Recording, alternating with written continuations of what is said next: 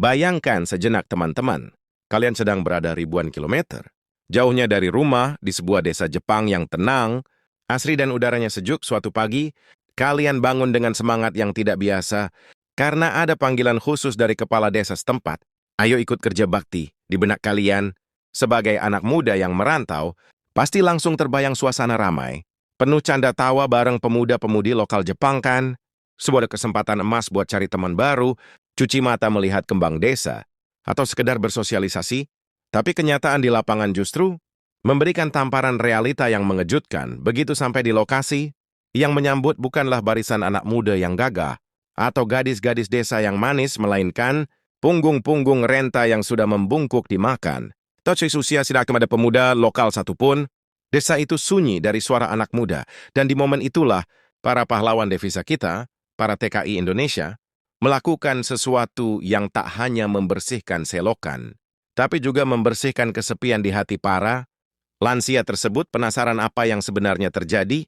Mari kita selami kisahnya, tapi sebelum kita lanjut ke cerita yang bakal bikin hati kalian hangat ini, boleh dong saya minta bantuan kecil dari kalian semua? Tekan tombol like di bawah video ini sekarang juga, sebagai bentuk dukungan kalian pada konten positif anak bangsa, dan jangan lupa subscribe serta nyalakan lonceng notifikasinya. Dengan begitu kalian nggak akan ketinggalan kisah hebat dan inspiratif lainnya dari saudara kita yang sedang berjuang di negeri orang. Sudah, terima kasih banyak. Yuk kita mulai ceritanya. Kisah ini bermula di sebuah pagi yang cerah di salah satu pedesaan di Jepang. Bagi kalian yang belum pernah ke Jepang, atau mungkin sering melihatnya di anime dan film, suasana desa di sana itu punya aroma dan nuansa yang sangat khas. Udaranya sangat bersih, suara aliran air, irigasi sawah yang gemericik menenangkan, dan ketertiban tata letak rumah yang luar biasa rapi. Di desa inilah sekelompok pemuda Indonesia, para TKI kita, tinggal dan bekerja untuk mengais rezeki demi keluarga di kampung halaman. Mereka adalah anak-anak muda yang penuh energi, penuh mimpi, dan tentu saja membawa semangat khas Indonesia yang ramah dan suka berkumpul. Hari tentu mereka mendapatkan arahan langsung dari kepala desa setempat. Di Jepang, kegiatan kerja bakti lingkungan semacam ini adalah hal yang sangat sakral dan rutin dilakukan. Biasanya disebut sebagai Gomi Hero, atau kegiatan bersih-bersih lingkungan. Ini adalah tradisi wajib bagi warga yang tinggal di suatu wilayah. Tidak peduli apakah mereka penduduk asli atau pendatang asing. Sebagai pendatang yang baik dan ingin menghormati tuan rumah, tentu saja kawan-kawan TKI ini menyambut ajakan tersebut dengan antusiasme yang tinggi. Ada rasa semangat yang membara di dada mereka pagi itu. Kenapa mereka begitu semangat? Coba kita jujur-jujuran saja. Dalam bayangan mereka, kerja bakti itu kalau di Indonesia identik dengan keramaian yang seru.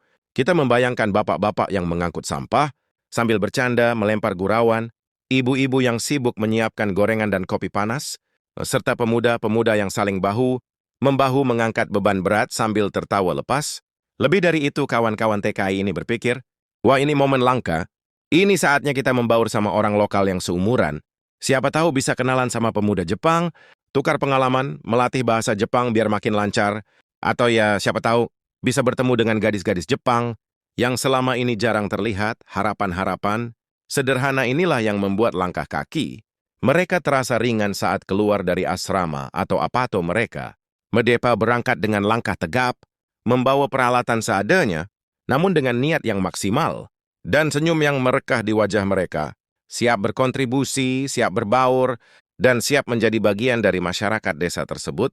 Namun skenario indah yang sudah tersusun rapi di kepala mereka perlahan mulai pudar saat mereka mulai mendekati titik kumpul yang telah ditentukan oleh Pak Kepala Desa. Sesampainya di lokasi, suasana terasa berbeda. Hening sangat kontras dengan ekspektasi. Keramaian yang mereka bayangkan, tidak ada suara tawa anak muda yang lantang saling bersahutan, tidak ada deru motor, anak-anak muda yang baru datang memarkirkan kendaraan. Mata para teki kita menyapu sekeliling lapangan kecil. Tempat berkumpul itu, apa yang mereka lihat sungguh di luar dugaan dan membuat mereka tertegun sejenak. Di sana memang sudah berkumpul warga desa yang siap dengan peralatan kebersihan mereka, namun hampir seluruhnya, dari ini poin penting yang harus kalian catat, hampir seluruhnya adalah para lansia, kakek nenek yang rambutnya sudah memutih sempurna, kulit yang keriput dimakan waktu, dan langkah kaki yang pelan, bahkan ada yang terlihat, tertatih-tatih namun tepat memaksakan diri untuk hadir, bawa sapu lidi atau cangkul kecil. Ini adalah momen shock terapi bagi kawan-kawan. Kita pertanyaan besar langsung muncul di benak mereka, di mana para pemudanya, di mana generasi penerusnya, kenapa hanya ada kakek dan nenek di sini? Ternyata teman-teman, inilah wajah asli pedesaan Jepang saat ini.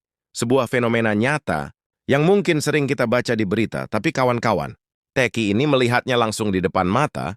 Fenomena ini disebut shoshika, atau penurunan angka kelahiran yang drastis, ditambah dengan gelombang urbanisasi besar-besaran yang telah menguras habis tenaga muda dari desa-desa pinggiran. Para pemuda asli kampung itu sudah lama merantau, meninggalkan tanah kelahiran mereka. Mereka mengejar mimpi, karir, dan kehidupan modern di hutan beton kota-kota besar seperti Tokyo, Osaka, atau Nagoya. Mereka pergi demi pekerjaan dan masa depan yang dianggap lebih baik, meninggalkan desa kelahiran mereka yang kini perlahan menjadi sepi, sunyi, dan hanya dihuni oleh para orang tua yang tertinggal. Melihat pemandangan ini, ada rasanya yang perih di hati para TKI kita. Bayangkan saja, coba posisikan diri kalian di sana. Kalian melihat sosok renta yang seusia dengan kakek dan nenek kita sendiri di kampung halaman, sosok yang seharusnya di usia senjanya, tinggal menikmati hari tua, bersantai menimang cucu, atau beribadah dengan tenang. Tapi di sini, di desa Jepang ini, mereka harus turun ke jalan, masuk ke selokan, mencabut rumput liar yang akarnya keras, dan mengangkat sampah dengan sisa tenaga yang sudah tak seberapa. Bewadidagen yang menempa kesadaran para TKI kita. Ekspektasi ingin bertemu gadis desa atau pemuda sebaya, seketika hilang tanpa bekas, berganti dengan rasa iba dan hormat yang mendalam. Desa itu perlahan kehilangan tenaga mudanya, kehilangan detak jantung masa depannya, dan pagi itu, satu-satunya detak jantung muda yang tersisa di sana, hanyalah mereka, sekelompok pemuda dari Indonesia. Disinilah karakter asli orang Indonesia, bersinar terang, sebuah karakter yang mungkin tanpa sadar sudah mendarah daging dalam DNA. Kita semua, kita bangsa Indonesia tumbuh dengan nilai luhur yang diajarkan orang tua kita sejak kecil. Kita diajarkan untuk tidak tegak melihat orang tua, bekerja keras, sementara kita yang muda, hanya dia menonton atau berpangku tangan, tanpa perlu dikomando 2 kali, tanpa perlu rapat panjang lebar, atau kit instruksi teknis yang rumit dari kepala desa. Naluri gotong royong itu langsung aktif, secara otomatis radar kepedulian mereka menyala. Para TKI ini langsung menyebar dengan cepat. Mereka tidak memilih-milih pekerjaan, mereka tidak mencari bagian yang ringan atau bagian yang teduh di bawah pohon. Justru sebaliknya, teman-teman, mereka dengan sengaja mengambil alih pekerjaan fisik yang paling berat, paling kotor, dan paling sulit dijangkau oleh fisik para lansia tersebut. Ada yang langsung melompat turun ke dalam selokan, irigasi yang cukup dalam, dan berlumpur untuk mengeruk endapan tanah yang menghambat aliran air. Ada yang dengan sigap memanjat tebing-tebing kecil di pinggir jalan desa untuk membabat rumput liar yang sudah meninggi, area yang mustahil dijangkau oleh kakek nenek Jepang itu tanpa risiko jatuh. Gerakan mereka cekatan, bertenaga, dan penuh semangat. Kalau kata anak zaman sekarang, kerjanya sunset, what tidak pakai lama. Tenaga mereka masih penuh, otot mereka masih kuat, dan semangat mereka sedang tinggi-tingginya. Mereka bekerja bukan karena takut dimarahi bos pabrik, bukan karena ingin dipuji berlebihan, tapi murni karena rasa hormat, rasa takzim kepada orang tua di Indonesia. Kita diajarkan bahwa membantu orang tua adalah ladang pahala yang besar, dan orang tua siapapun itu, mau orang tua kandung, tetangga, atau bahkan orang asing beda negara sekalipun, harus kita perlakukan dengan lembut, seperti orang tua sendiri.